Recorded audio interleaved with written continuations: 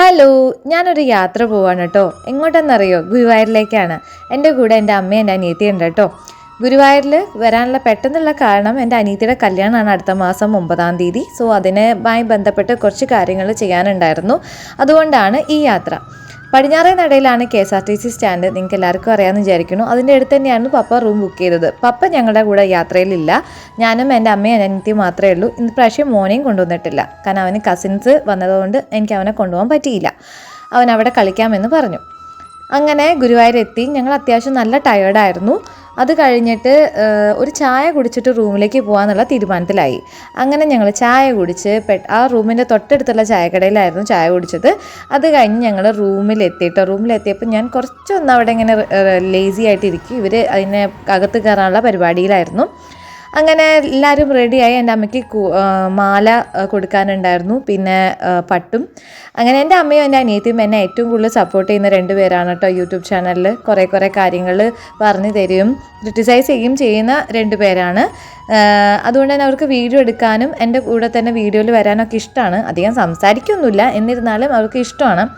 എൻ്റെ അമ്മ കാര്യമായിട്ട് ഇവിടെ ഒരു സംഭാഷണത്തിലാണ്. കാരണം എൻ്റെ അനിയത്തിയുടെ കല്യാണത്തിന് രജിസ്ട്രേഷൻ ചെയ്യാൻ വേണ്ടിയിട്ടുള്ള ഒരു ഷീറ്റ് എടുക്കണം എന്നോടൊന്ന് പറഞ്ഞിട്ടുണ്ടായിരുന്നു. അതുകൊണ്ടാണ് അവിടെ നിൽക്കുന്നത്. എൻ്റെ അമ്മയും എൻ്റെ അനിയത്തിയും അകത്തേക്ക് തൊഴാൻ കയറിയപ്പോൾ തക്കത്തിൽ ഞാൻ കയറിയിട്ടുണ്ടായിരുന്നില്ല. കാരണം എനിക്ക് ചില സാങ്കേതിക കാരണങ്ങളാൽ കയറാൻ സാധിച്ചില്ല. ആ സമയത്ത് ഞാൻ എന്ത് ചെയ്തു, അവിടെ അടുത്തുള്ള സ്റ്റേജിൽ ഡാൻസ് കളിക്കുന്നുണ്ടായിരുന്നു. അപ്പോൾ ഞാൻ അതൊക്കെ കാണാൻ പോയി. പിന്നെ അവിടെ അടുത്ത് ഒരു ഭയങ്കര ഫേമസ് ആയിട്ട് ഇൻസ്റ്റാഗ്രാമിൽ റീൽസൊക്കെ കണ്ടിട്ടുള്ള ഞാൻ അവിടെ ഒരു എന്താ പറയുക, ഒരു ഫാൻസി ഉണ്ടായിരുന്നു. അവിടെ പോയിട്ട് ഗൂഗിൾ ഫാൻസി ഭയങ്കര രസമുള്ള ഐറ്റംസാണ് ഇവിടെ ഉണ്ടായിരുന്നത്. അപ്പോൾ ഞാൻ അതൊക്കെ ഒന്ന് വിസിറ്റ് ചെയ്യാൻ അവിടെയൊക്കെ പോയി. ഇത് ഞാൻ എന്തൊക്കെയോ പറയുന്നത് എനിക്ക് വോയിസ് നിങ്ങൾ ക്ലിയർ അല്ലാതെ ഞാൻ വോയിസ് ഓവർ ചെയ്യുന്നത്. ഈ കമ്മൽ എനിക്ക് ഭയങ്കര ഇഷ്ടമായിട്ട് ഞാൻ അവിടെ ഓർഡർ കൊടുത്തിട്ട് പോകുന്നുള്ള ഒരു കാര്യമാണ് പറയുന്നത് കേട്ടോ. അങ്ങനെ അവർ തൊഴുതൊക്കെ കഴിഞ്ഞ് അവരും ഭയങ്കര ടയേർഡായി. പക്ഷേ ഹാപ്പിയാണ്. കാരണം ആ ഒരു വൈബ്, അതായത് ഗുരുവായൂർ അമ്പലത്തിൽ നടയിലെ ആ ഒരു വൈബ് എന്ന് പറയുന്നത് അത് വേറെ തന്നെയാണ്. ഞാൻ റൂമിൽ പോയി എൻ്റെ ഡ്രസ്സൊക്കെ മാറിയിട്ടാണ് ഞാൻ ഇവരുടെ കൂടെ നടക്കുന്നത് കേട്ടോ. ഞങ്ങൾ കുറേ നേരം ഇരുന്ന് അവിടുത്തെ പാട്ടും കച്ചേരിയും ഡാൻസും ഒക്കെ കഴിഞ്ഞിട്ടാണ് റൂമിലെത്തിയത്. നല്ല രസമുള്ള ട്രിപ്പായിരുന്നു. കാരണം എന്താണെന്ന് വെച്ച് കഴിഞ്ഞാൽ ഭയങ്കര റിലാക്സ്ഡ് ആയിരുന്നു. വേറെ ഒന്നും ചിന്തിക്കാണ്ടായിരുന്നില്ല. ഞങ്ങൾ അമ്മയും മക്കളും മാത്രമല്ലേ ഉണ്ടായിരുന്നുള്ളൂ.